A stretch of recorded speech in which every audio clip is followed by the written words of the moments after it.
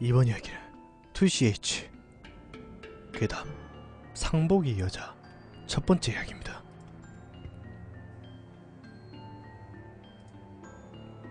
고등학생 시절 우리 반에 단기 교환 학생 2명이 왔다. 그 애들과 있었던 사건을 쓰려고 한다.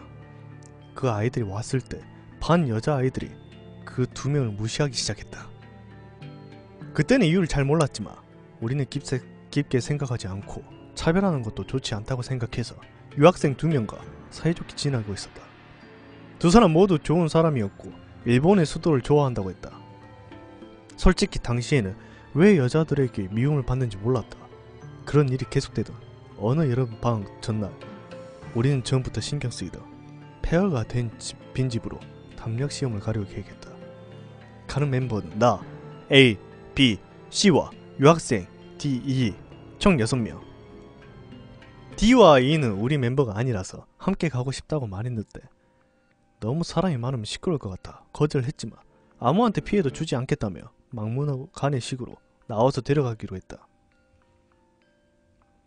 당일 토요일 밤 8시경 우리는 빈집에서 가장 가까운 B의 집에 묵는다고 명목을 보였고 그대로 B의 집에서 10시까지 시간을 잡고 그곳으로 향했다. 산길을 조금 오른 곳에 있는 폐허의 빈집은 손전등으로 비춰봐도 무척 커 보였고 낮에 보던 것과는 확실한 차이가 느껴져서 소름이 들었던 걸로 기억한다.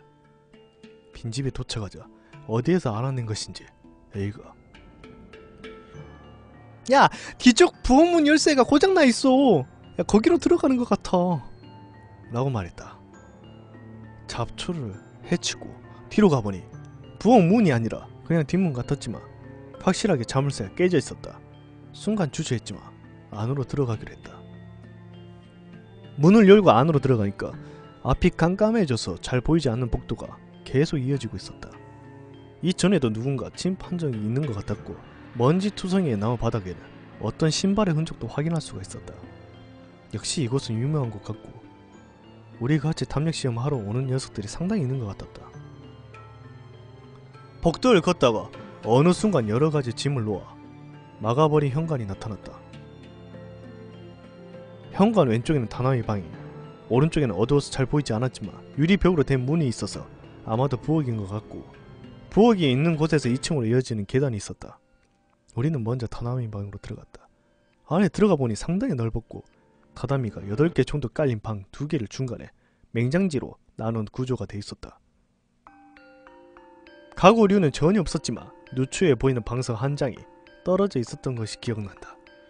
특별히 아무것도 없는 것 같아서 밖으로 나오려고 하는데 C가 뭔가를 찾은 것 같아서 야! 여기서 열 수 있을 것 같아! 라고 말했다. 그리고 그 근처에 웅크렸다. 나도 그 말을 듣고 있었지만 그 근처에 있는 판자 부분 중 일부가 어긋나 있었고 아무래도 그 부분만 뗄 수 있게 만든 것 같다. 그래서 제일 먼저 발견한 C가 판을 떼기로 했다. 판을 떼자 거기에는 폭 40cm 정도, 깊이 30cm 정도의 공간이 있었고 안쪽에 진한 갈색 나무 상자가 있었다.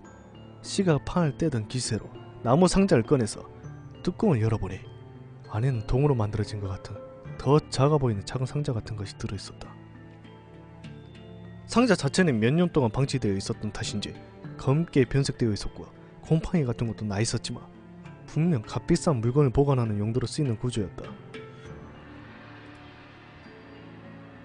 C는 한순간 주저했지만 B가 빨리 해라는 말에 밀려서 그대로 상자 안에서 작은 상자를 꺼내서 뚜껑을 열어 내용물을 꺼냈다.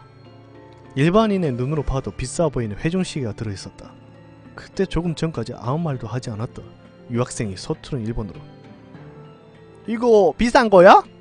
라고 물었다. 나는 잘 모르겠지만 아마 비싸지 않을까? 황금 같은 장식도 있고 골동품 같고 그렇게 대답하자 이도 그 사실을 흥미로워했던 것 같다. 하지만 가져갈 생각은 없었다. 이런 이상한 위치에 숨겨진 보물이라며 무슨 이유가 있을 것이다. 그러다가 갑자기 B와 C의 헉 거리는 목소리가 들렸다. 오동나무 상자에 들어있던 공과 상자를 꺼낼 때는 몰랐는데 바닥 쪽에 분명히 부적이라는 것을 알 수 있는 종이가 많이 떨어져 있었다. B가 이 시계 위험. 야, 빨리 돌아가자 라고 말하니까 시도 그래 이거 보통 일이 아니야 라고 말하며 시계를 상자 안으로 다시 넣었다. 그때